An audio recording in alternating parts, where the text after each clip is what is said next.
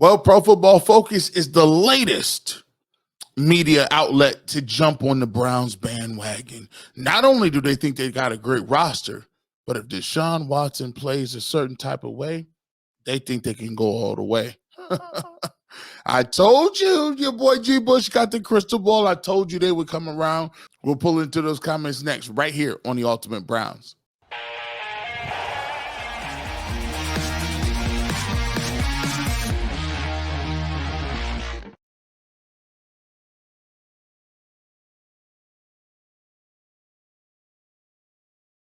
Welcome to the fastest 30 minutes in all of sports. Coming up, we got a great show planned for you as well. A momentous show right here. We will tell you about the big news for UCSS that we had at the Emmys. We brought home the gold. We did it big. Ultimate Cleveland Sports Show. It won our first Emmy Award. We will show you some behind-the-scenes footage from that and get a look at that directly from the Emmy Awards. You'll hear from me and all the people, McNuggets and all the people. And so it's just really a great opportunity and a great time for UCSS. And we're going to definitely show you what went down this weekend. Little, sadder news on a sadder note. Lonnie Phelps was cut after a DUI arrest. We'll talk about not only what that means for the Cleveland Browns, not so much in terms of the roster, because he was a guy who was on the fringes of the roster, but I think it signifies something bigger and greater in the focus level that the Browns are having when it comes to no nonsense off the field. We'll take it and tackle that. But first and foremost, we got to get into what you saw in the thumbnail. You know what we're talking about right now. PFF. They gave some really high grades. Sam Monson was on, and they talked about the over-under wins for the AFC North. And one of the teams that they first talked about was the Cleveland Browns. And not only does Sam believe that the Cleveland Browns have a dynamic roster, which could be the best in the league, he also says if they get at least average play from Deshaun Watson, the Browns could be a Super Bowl contender. Over 8.5. I know where you're going here with the Browns, the biggest off-season hype machine for the Browns. It's Sam over there. So tell us why you're taking the over 8.5 here. Definitely taking the over, and for not the same reasons that we've been saying. I'm saying, look, an elite level quarterback gets you to 10 wins. Write it in stone, and then the rest of the roster is going to get you the rest. The Browns have the opposite problem, where they might have the best roster in the NFL, but a quarterback who, in Deshaun Watson, has shown no ability to be an elite quarterback since he's arrived in Cleveland. So to me, this is a 10-win team if Watson plays even average football this year. The roster is that good. If he gets anywhere approaching his better play, they're like a legitimate Super Bowl contender. I just love every aspect of this roster. Really good offensive line. Okay, we don't know what Nick Chubb is going to be coming back off that devastating injury, but I think they've got good contingency there, both in the players that were there before, bringing in Deontay Foreman just in case, as a sort of heavier bell cow type of running back. The defense was phenomenal last year. I think they've done a good job of retaining and adding talent there. I just think this team's phenomenal, with the one question mark being how good is Deshaun Watson going to play? And that is courtesy of Pro Football Focus. And that clip you saw, Sam talked about, if Deshaun Watson gets anywhere near where he was, or approaching where he was in Houston, Cats is in trouble. And I look at what he said concerning the rosters. The Browns, I don't think people truly understand and kind of know exactly, if you're not watching the Browns each and every game or week in and week out, they don't really quite understand what type of roster the Browns have amassed. You talk about an offensive line that, one thing about the Jack Conklin move, you think about it, even if Jack Conklin is a guy that's coming off as a swing tackle in case somebody get hurt, in Jed Wills or DeJuan Jones, you look at a guy who's probably, as a backup, one of the best backup left tackles in the game. You look at that opportunity to bring the guy like that off the bench. They got a really good offensive line anchored by the guys in the middle, Wyatt Teller, Ethan Pochich, and Joe Bitonio. Really good up-and-coming tight end, a guy that is coming into it his own and coming off a career year in David Njoku. You look at the upgrade with Jerry Jeudy. You talk about when we get this deal done, because it will get done. The deal for Amari Cooper will get done. So you look at that deal and you get him back into the fold. And now you've already improved your roster to a point where now you have a guy like an Elijah Moore, who is a smaller type receiver that doesn't, necessarily get off the line of scrimmage too clean. Now you can move him to your slot position. Coach Stefanski talked about Cedric Tillman. Looks like he took a step in the offseason. So you have an upgraded offense and in general, and an offense that's going to be more tailored to getting the ball downfield with Deshaun Watson. And so you look at the defensive end, and obviously you got the defensive player of the year. You got the coach of the year, assistant coach of the year, and Jim Schwartz. You got 3 good corners in Newsome, Emerson, and Ward. And hopefully if you could get, the safeties, Delpit and Juan Thornhill to be somewhat healthy this season and play a full year, you're looking at a team that doesn't have very many holes at all. I look at JOK as an all-pro type candidate. And so for me, this team is stacked from head to toe. I will take a little bit of I will disagree with Sam on one thing. I've gone back and watched each and every throw of Deshaun Watson over this offseason. And one of the things I feel like that has happened is people have greatly over exaggerated how bad Deshaun Watson was. As a matter of fact, he talks about average play. I thought Deshaun Watson played average to above average in that season. You take a look at some of the games where he didn't play very well, specifically did not play well against Pittsburgh. We saw that. Did not play all that well against Cincinnati. But it was a rainy game against Cincinnati, and the defense kind of held and won that game for him. The game against the Pittsburgh Steelers, now he had a bad game in that game, and I'm not going to lie, the little strip sack, got to hold on to the football. The strip sack, it was a blindside hit because of Jed Wills, but you got to hold on to the football, especially because you got the lead in that situation.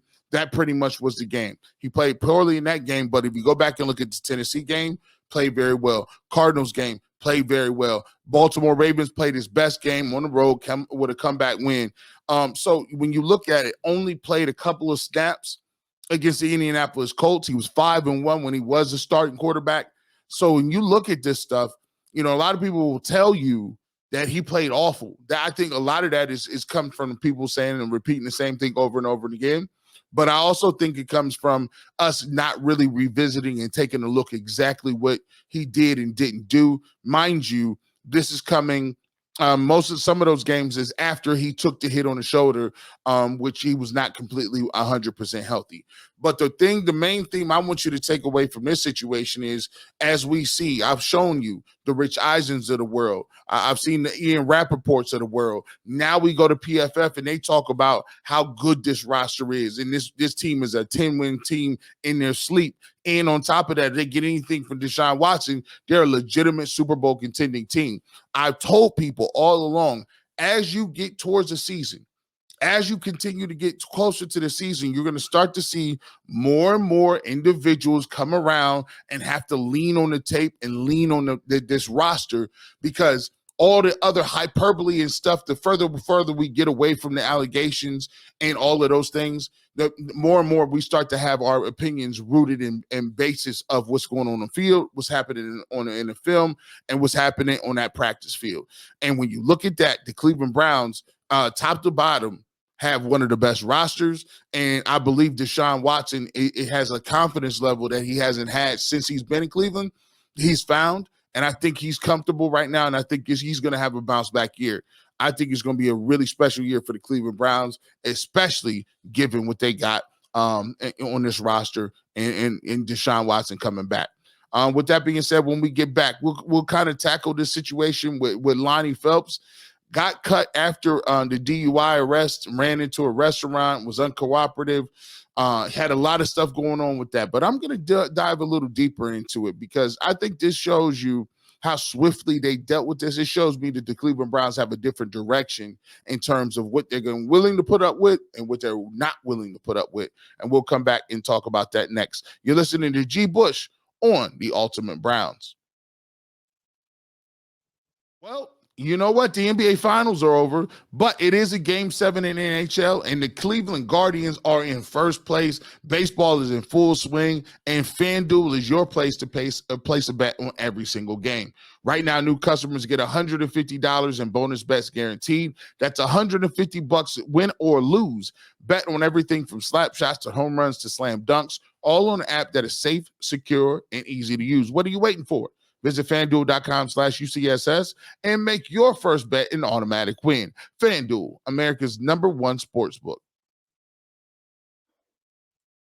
Welcome back to the fastest 30 minutes in all of sports. G. Bush here, right with you on the Ultimate Browns. We want to thank everybody for consistently making Ultimate Browns a big part of your viewing schedule, Mondays and Fridays over here on the Ultimate Cleveland Sports Show. And thank you for supporting us in general on the big show, UCSS. Coming up in the next segment, we got some big news for you guys out there, celebratory, and we want to share that with you guys because, we wouldn't be here without you and the viewers and the supporters. So big announcement coming up in the last segment of the episode. But first, let's get to this. It's unfortunate news.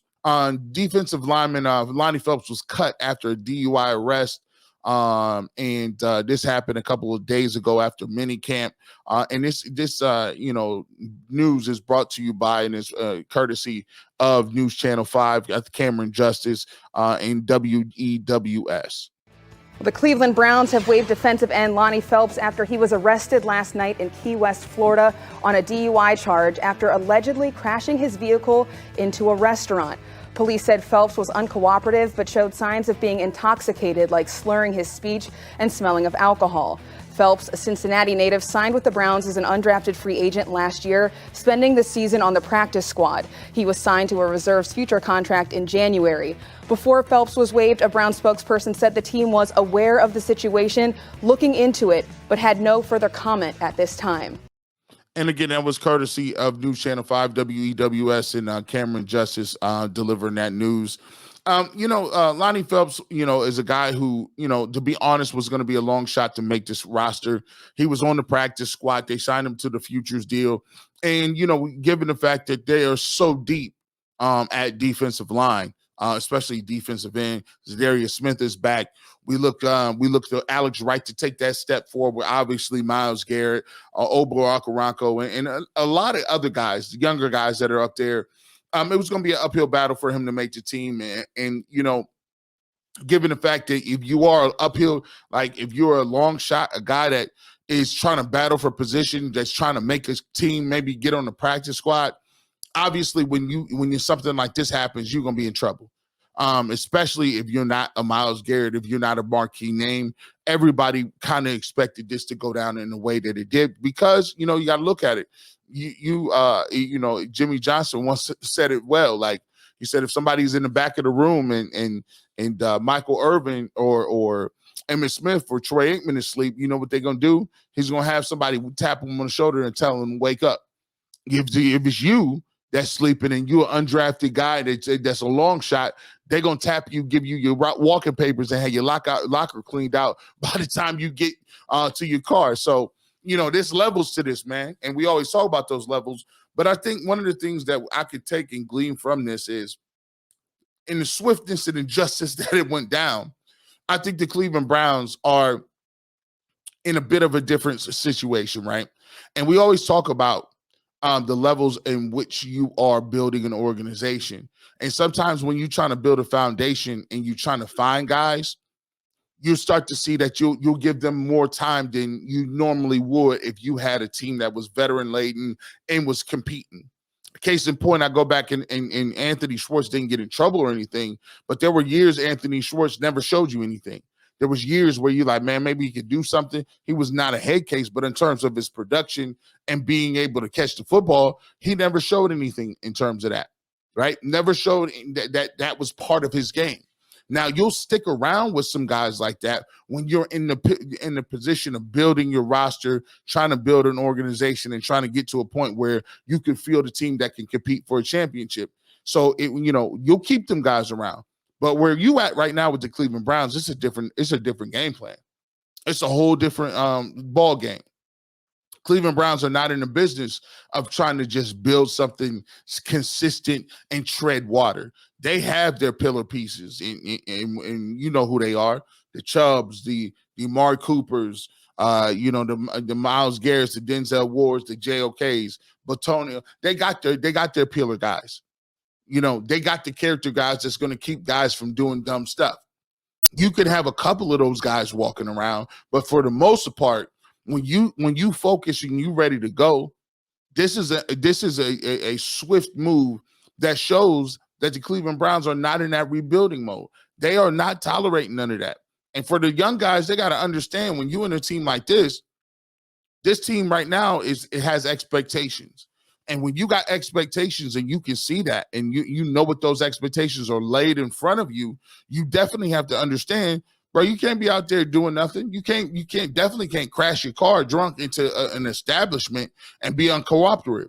That's not going to be something that you're going to be able to deal with. So when I look at the Lonnie Phelps situation, I wasn't surprised that he got cut. I wasn't surprised at all. And nobody should be surprised. I think that the Browns are in a no tolerance policy right now. No tolerance. And think about it. Now, plus on top of it, you already got Stefanski and you got Andrew Berry. You know what they talking about. They already got the contracts now. So they got them extensions. They ain't got to keep nobody they don't want to keep. And you not a primetime player? Nope. It's gonna be some tough conversations, man, because now they got that security behind them, and they don't necessarily need to be bringing head cases back. So when I look at the situation with the Lonnie Phelps cut, I think it signifies a couple of things. I think it signifies that the Cleveland Browns are quite deep, and they're on the zero tolerance policy when it comes to certain things. Right now, they're looking to win a championship. They're looking to keep guys in house, and we not trying to have guys on the league list of suspended players or whatever the case may be. And you see some of the stuff kind of rearing its ugly head with the Kansas City Chiefs. The Chiefs, for the most part, have been run correctly. Then you have a situation where Andy Reid's son gets into trouble with the DUI. You got Rashee Rice that be in the club all the time. You're getting people getting shot. It's crazy, man. Like, that's what happens when you start winning. When you win a lot, there is this aura of invincibility to a certain extent. And the Cleveland Browns don't have no opportunity. They ain't got no leisure for that. We ain't won nothing. We ain't got nothing. We got smoked in the playoffs. So I see a lot of dudes that's hungry, a lot of dudes that's ready to get after it. And I think this signifies that we're not going to play no games in terms of making sure that we have no distractions moving into the 2024 and 2024 season, 2025 and beyond. With that being said, when we get back, we are going to get to the big news. UCSS, yeah, man, yeah, that little internet show. We did it, man. We shocked the world. We're going to tell you what we did coming back, and also we'll show you some behind-the-scenes footage from the Emmy Awards. It's coming up next right here on the Ultimate Browns. What makes UCSS so cool is the fact that we not only talk football over here, but we got something for everybody. Every single Monday, Ultimate Guardians, you got Adam the Bull and Zach Meisel giving you that baseball content. They just dropped the episode today. Make sure you guys go out and check that out as well. Coming up on Tuesday, Browns just signed Kenny Atkinson. They got a new head coach, so you got to be looking for Mikey McNuggets and Jason Lloyd to break down what that means, what offense we're going to run. Coming up, the draft is on Wednesday. So we got a lot of stuff going on over here on the Ultimate UCSS Network, including Cavs content as well. Earl the Pearl Ultimate 216 every single Thursday. He gives you a mix of sports and culture, gives you those community pieces. Barbara Turner was on, she's a Cleveland legend in women's basketball. That episode is out. So always check out Earl the Pearl over there Thursdays right here on the UCSS Network. And you know what I give you. It's your boy G Bush. Mondays and Fridays, every single Monday and Friday. We want to thank you for making the Ultimate Browns a big part of what you guys do in your viewing habits, and continue to support and make sure you subscribe to the YouTube channel so you know when we got all of our episodes coming up. Welcome back. Fastest 30 minutes in all of sports. It's your boy G Bush right here Ultimate Brown show. We had some big news, man. Huge news, man. Over the weekend, I had the pleasure of attending, and UCSS was nominated for its first Emmy. And to put it lightly, we were going up against some stiff competition from a radio station, or excuse me, a television station in Indianapolis, who does really good content, and they're really buttoned up, and those guys have pretty much racked up Emmys for the last 5 or 6 years. So we were up against stiff competition, but like we always said, man, we've always been the underdogs. We've always been the dark horse when it comes to this media stuff. There were so many different times that, we was in this game and we didn't really think we was going to make it to another month or another 2 months or see another season. But because of your help and because of your support, we persevered and we were able to do something very special. Check out some behind the scenes look at the Emmy Awards. What's all this bling out here on the set? It's blinding. Yeah, so over the weekend we did a little something, and we're going to show you the exact moment it happened. So, Steve, we're going to play this as a cold open. I have not seen any of this yet. So well, here you go. This was Saturday me. night, and we did something pretty cool. Steve, let's hear it.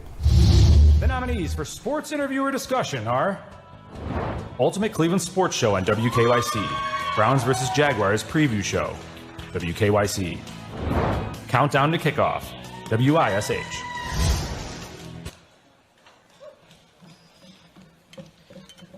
Sorry. And the winner goes to Ultimate Cleveland Sports Show on WKYC, Browns vs. Jaguars Preview Show. Michael Lucas, Anthony Antonelli, Stephen Becker, Stephen Curran. Congratulations. You're watching the PCC Airfoils Ultimate Cleveland Sports Show. PCC Airfoils, keeping the engines of change moving forward. Booyah!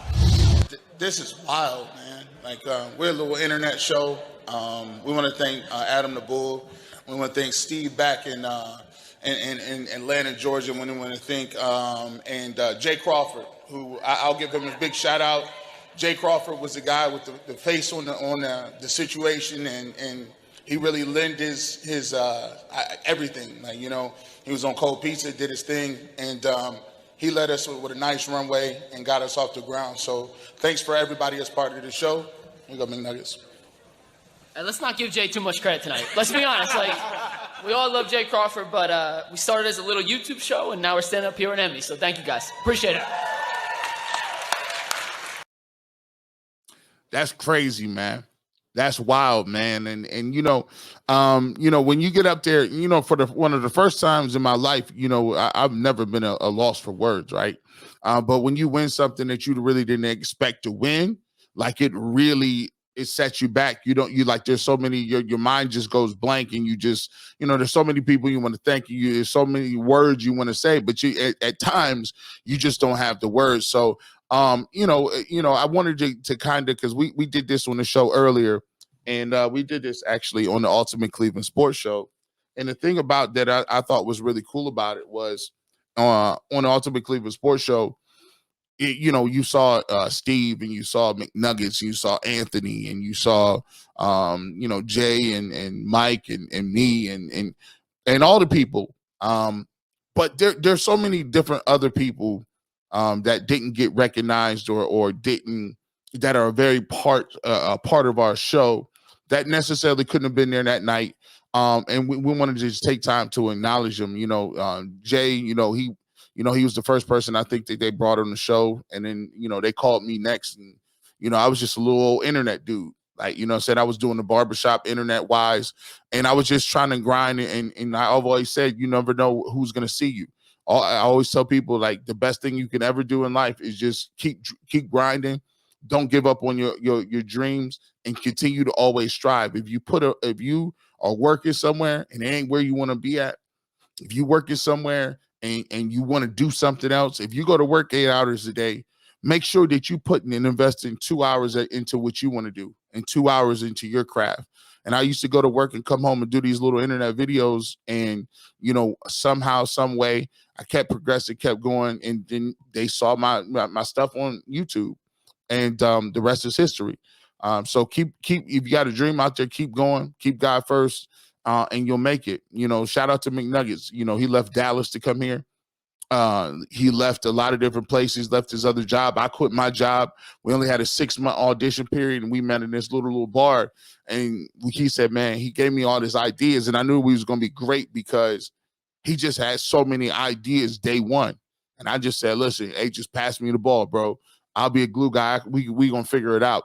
Anthony, he came up, and Anthony has been, just one of the best people, man. He's a really good dude, man. Like, he's just like one of the nicest people I've ever met. He didn't have a background in design or doing graphics, but he's become and helped us become one of the best in the business doing it when it comes to this YouTube thing, how we project. And Earl, he just grinds, man. Earl, he's just very passionate about what he do. He's a guy that just really comes up and he puts that work in. You know what I'm saying? He grinds. He's in the radio doing this thing up and coming. He wants it. And, it's just the work. I'm happy to see him get it out the mud, so to speak, and just continue to progress. And you can see that, when you turn on the camera, you can see how he's moving in terms of being a host, how he's trying to be, the best of what he's doing as far as production. So, and then obviously Steve Current, he came out of retirement to do this, right? He had worked at, I believe, Channel 5 for years. He retired. They said, we need a director.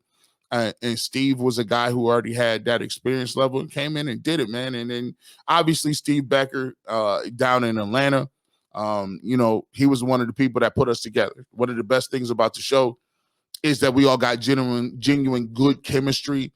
When he pulls up on us, we always meet and come back into town. And he always gives us our runway, right? There's a lot of people that would do a show and get in our way and kind of micromanage. He gives us our runway. He's supportive. He's gone to bat for us a lot of times. When our show was brand new in its infancy, and really did that. Mickey, shout out to her. She's our general manager. WKYC, we want to thank her for giving us an opportunity to be on TV. We started off with 1 or 2 weeks on a Friday. Now we're on WKYC Fridays. We appreciate that. And, a lot of different people, if I missed anybody, and guys, shout out Adam Bull. Shout out to Bull. He wasn't able to make it that day, but he definitely shouted us out on Twitter. So, and Bull, just coming from bringing that radio background, bringing that energy, you need that healthy antagonism, right? You need somebody to go back and forth with. So shout out to Adam the Bull and the energy he brings, man. And by the way, if you don't know, Bull is genuine good dude. Like his heart is in the right place. He wants to help. He wants to be involved. Sometimes people may get that misconstrued, but he's a genuine good guy. Overall, man, what I can say about the show is that you guys are the biggest part of it, because you guys could turn and you could watch the radio, you could watch television, you could watch pregame and postgame shows from anybody, but you chose to make our Ultimate Cleveland Sports Show 40,000 subscribers strong, millions and millions of views, people all around the country, from India to Iceland to Finland to Brazil to Mexico, Canada, the Philippines, all these different places, Australia. These guys watch our content religiously. Some of them don't even like sports. It ain't even from Cleveland. Shout out to Darren. Darren from Kansas City, and he still be watching all the time, right? So we want to thank all of you guys, because that's not just our award. It's a award for everybody. It's a award for everybody, what they're doing. And so that's just a big time award. It's the first of many we hope to come. And we hope to have many more in the future, but we wanted to share that special moment with all of you. With that being said, time flies when you're having a good time. Continue to support us over on UCSS. We will be back and ready to go. We got some great news coming up for you guys throughout the summer, so keep it locked to UCSS. And with that being said, you see behind me, I always keep the Clippers with me. You never know when G. Bush is going to be on radio, television, or the internet. And guess what? I always keep the Clippers with me. So just listen for them if you want me to be around. Listen for the Clippers. Go Browns. And guess what? We out.